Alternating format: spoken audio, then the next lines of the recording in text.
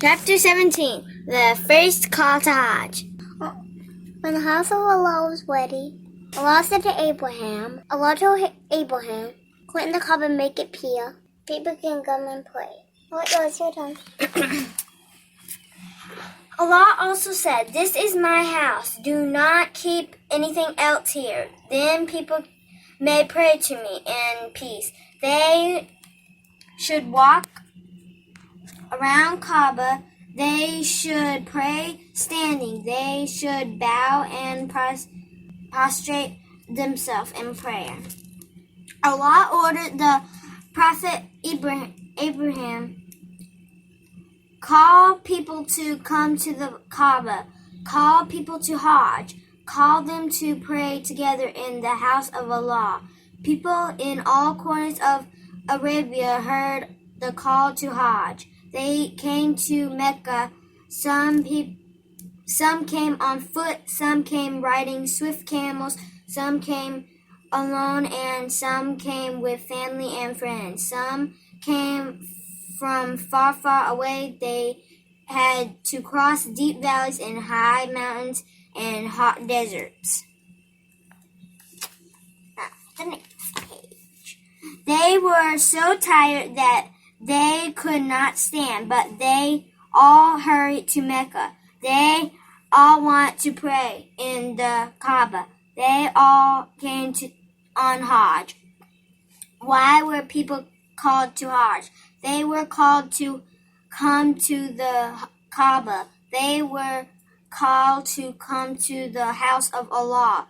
They were called to pray to Allah, who made the world. They were called to bow to Allah, who was their Lord. The house of Allah is full of blessings. It is full of guidance. That is why Allah ordered that all men and women must go on Hajj at least once in their life.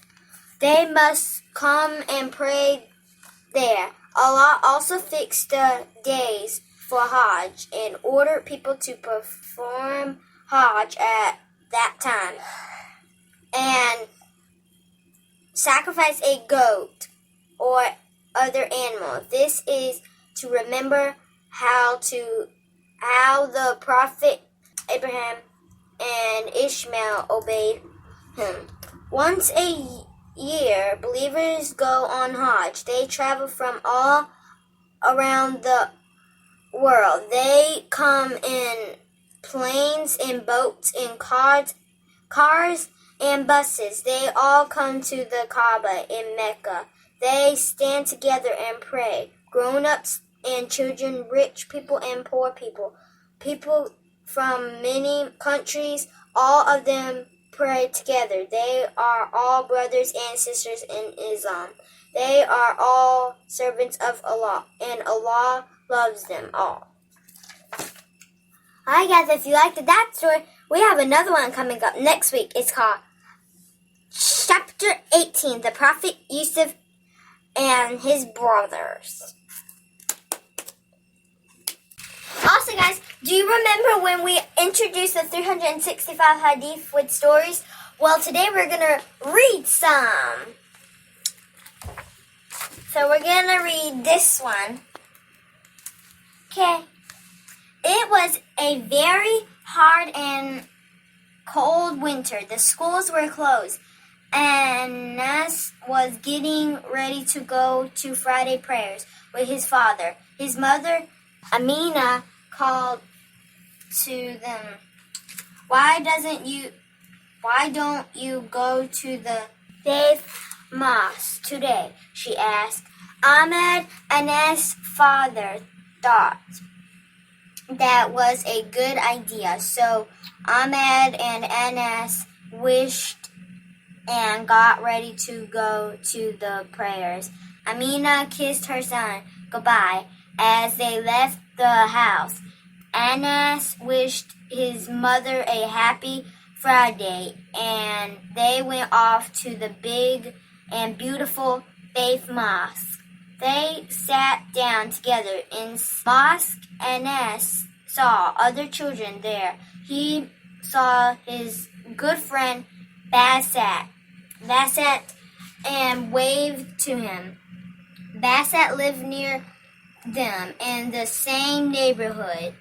The muezzin then began to read the Adhan in a beautiful voice.